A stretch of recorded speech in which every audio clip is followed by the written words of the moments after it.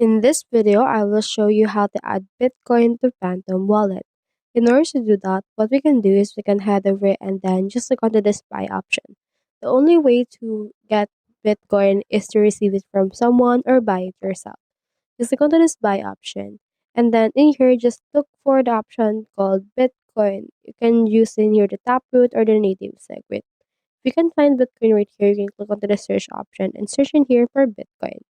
Now just choose in here which one you want and then just enter in here the amount that you're willing to spend in order to buy Bitcoin.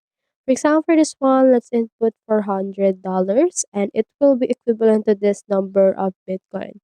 Once you have done that, click on the this credit and debit card option and in here you can pay with this one and they have in here the providers for this.